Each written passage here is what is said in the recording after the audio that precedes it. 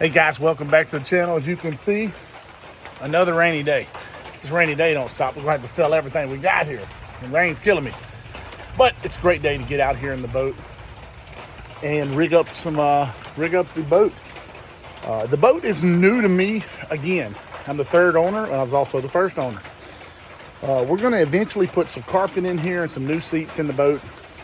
But as a whole, the boat's in really, really good shape. Considering where it was.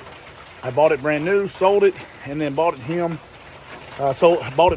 So it's going to be an awesome boat project, and an awesome upgrade. Going back from my aluminum to this one, the same length, which is the length I like. That allows me to get around here in the swamps of Louisiana. But you can still go fish some of the bigger lakes too. But I also did that in aluminum boats, so I'm not scared of that. Well, what I've done is I have pulled all the wires. So first I want to show you what I've done. Inside my rod box here, I've mounted the GCV20, the two black boxes, and the fuse block. In the back of the boat, I've mounted the master cutoff switch. I went ahead and stretched all the wires from the units, that unit. They're all pulled and ready to go. We're not going to bore you with pulling the wires. You will know that from the back of the boat is 10 gauge marine grade wire that runs to the fuse block. Now everything, the 1243, the MBT destroyer, the two black boxes in the GCV20 are run off of this single power source, which is a dedicated lithium battery. For years we have preached clean power. With lithium batteries, I don't see the interference that we used to receive. When I started with lead batteries, and I want to say this is a little bit of a change from where I've come from.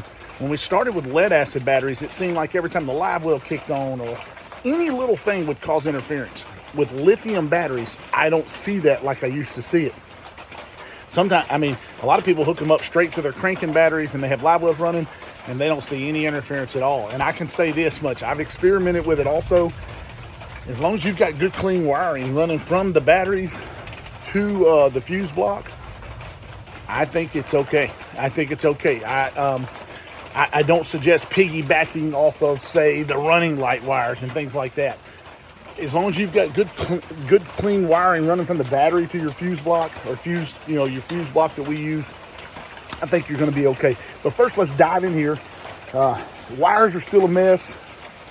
They're just all laying down in the bottom right here. But I just want to show you how we have everything mounted up. Pretty cool. It's mounted to the sidewall, the inside sidewall of the boat, of the rod locker. So it's still out of the way, so it allows full functionality of that rod locker. So let's go right now. All right, so we have one black box. We have another black box. We have our GCV20. And then right here, we have our fuse block. All the power from here will run to this. Now, the power from this also goes to this fuse block right here.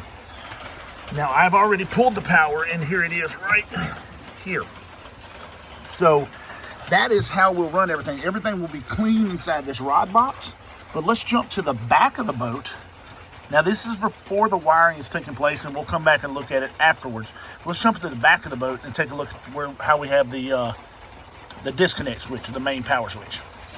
Now, everything is still kind of rough as we're roughing everything in, but there is our main disconnect switch.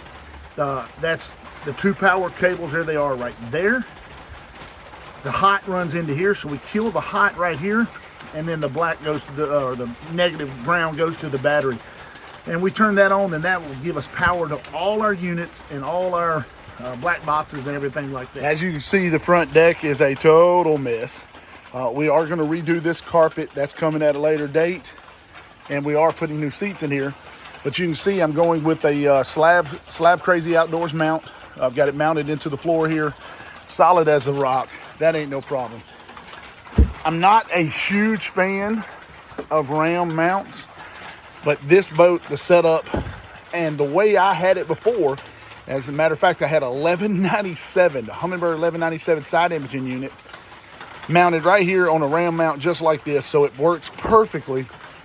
The holes were already mounted and drilled, tapped and drilled, so I knew exactly where it is. We just screwed it right back in.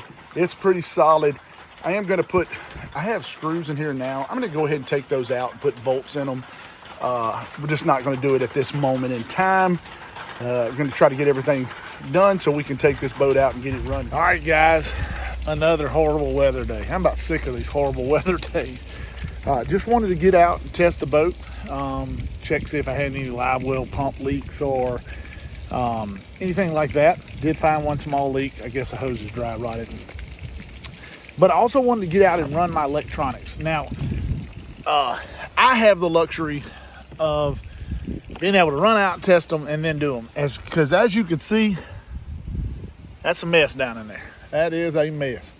So, but it'll be easy to tie it up. Now, am I going to tie it up like Hennessy Outdoors or somebody like that? Probably not.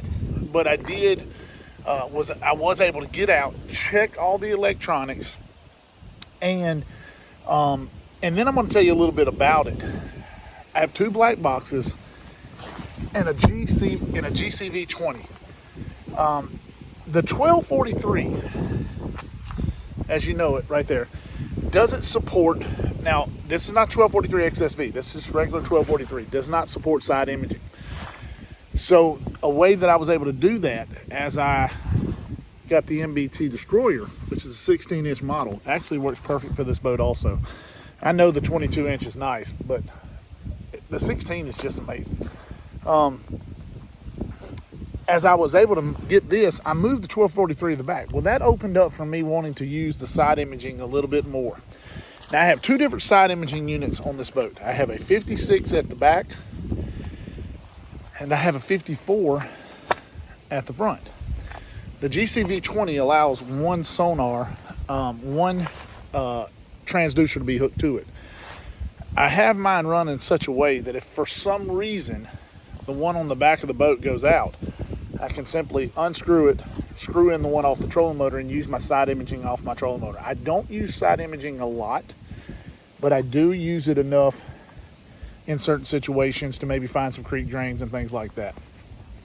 But I'm going to shoot down in the box, and kind of show you exactly how I have it set up. Now, this isn't final. This is not the wires tied up and everything like that, but I am going to show you how I've done it. It's a little bit sandy because I've been doing some washing and everything like that, but what I have here is I have 2 different setups right here. I have the 1243 right here and the GCV 20 right there. I have both of my black boxes here and here, and on the very bottom one is my MBT Destroyer. That's the only, I had a fuse blow, so that's the only fuse I had left. I mounted the GCV 20 right there, front, and then both of my black boxes right there and there. It's hard to film over the top of this. Now, as you can see, I have all the cords laying down in the bottom, so right now it is a little bit rough, but it is going to be a great setup once this is all done.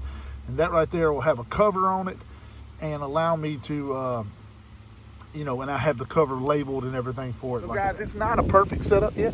I still got a lot of work to do on this, but it is a setup that I'm very proud of. This boat is the boat I originally owned, this boat from the factory, and then sold it and upgraded to a ZX 200,